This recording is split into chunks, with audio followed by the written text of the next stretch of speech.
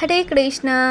তো চলে এসেছে একটা মানে নতুন ভিডিও নিয়ে। অনেক দিন কোনো ভিডিও আপলোড করা হয়নি, আসলে শরীরটাও খুব খারাপ যাচ্ছে, সেই জন্য কোনো ভিডিও আপলোড করতে পারিনি। তো চলো সকলকে জানাই শুভ নববর্ষ। এই শুভ নববর্ষের এটাই আমার প্রথম ভিডিও। তোমাদের সকলকে জানাই শুভ নববর্ষ, আর আশা করছি তোমরা সবাই খুব ভালোই আছো। তো দেখো, আজকে আমরা চলে এসেছি বীরচন্দ্রপুর একাচক্র ধামে। তো যেহেতু নতুন বছর, তো ভগবানকে তো দর্শন করতে হবে, তো সেই কারণে চলে এসেছি। আর এটা হচ্ছে বাঁকারায়ের মন্দির, তো দর্শন করে নাও বাঁকারায়কে। এটা গোবিন্দের একটা অবতার। তো এখানে দেখো মামা মামি আর আমার ছোটো মাসি আর মেসো এসেছিলেন এখানে দীক্ষা নেওয়ার জন্য। তো দেখো এখানে প্রভু কানে মন্ত্র দিয়ে দিচ্ছেন, মামা মামিকে দিলেন, তারপর ছোটো মাসি আর মেসোকে এখানে কানে মন্ত্র দিয়ে দিচ্ছেন। আর প্রভু বুঝিয়ে দিচ্ছিলেন যে কিভাবে কি করতে হবে না হবে।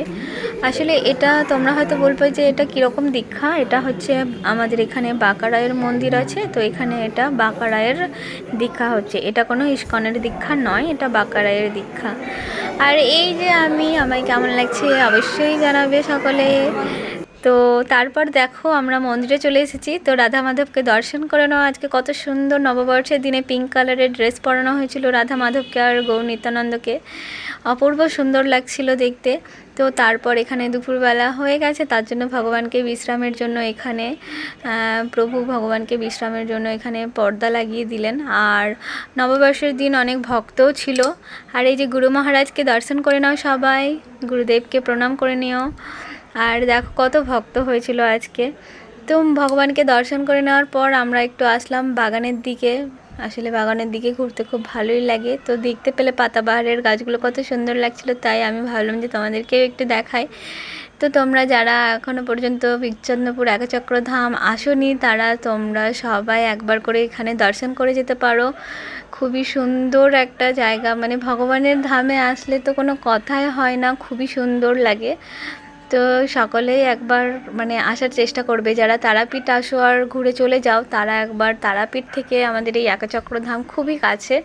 তো চাইলে তোমরা একবার ভগবানকে দর্শন করে আসতে পারো। সত্যি কথা বলতে গেলে মনটা শান্তি হয়ে যাবে।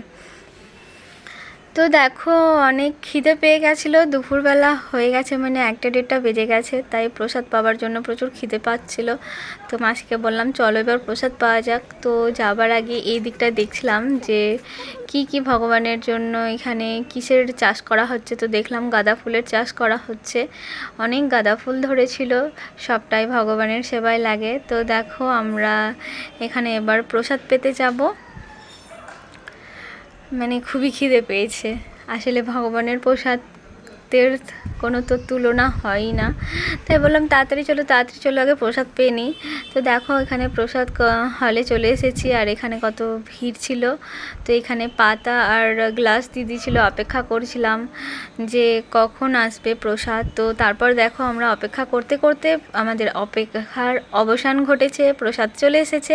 তো এখানে অন্ন, ডাল আর ধোকার সবজি ছিল, আর একটা 5 রকমের সবজি দিয়ে একটা তরকারি ছিল, আর পরমান্ন, চাটনি, আর যেটা আমার পছন্দের জিনিস সেটা হলো কি পাঁপড় ভাজা। অমৃত, জাস্ট কোনো কথা হবে না, প্রসাদের ওপরে কোনো কথা হবে না। তো তারপর আমরা প্রসাদ পেয়ে নেওয়ার পর দেখো আমাদেরকে এবার ফিরতে হবে, তাই আমরা ভগবানকে দর্শন করে প্রসাদ পেয়ে তারপর আবার চলে যাচ্ছি। এই মুহূর্তটা খুব মন খারাপ করে, আমার ইচ্ছা করে কি যে সারাদিন যদি আমি এখানে থাকতে পারতাম তাহলে হয়তো খুব ভালো হতো। আর এই জেঠুটা কত সুন্দর বাঁশি বাজাচ্ছে, তোমরা শোনো।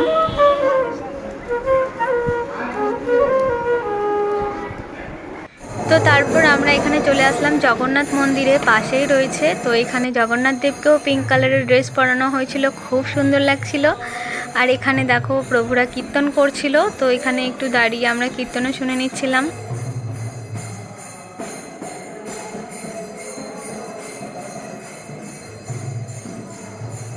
তারপর আমাদের এখানে জগন্নাথ দেবকে দর্শন করে নেওয়ার পর সব কিছু কমপ্লিট হয়ে যাওয়ার পর আমরা আবার রওনা দিলাম বাড়ির দিকে।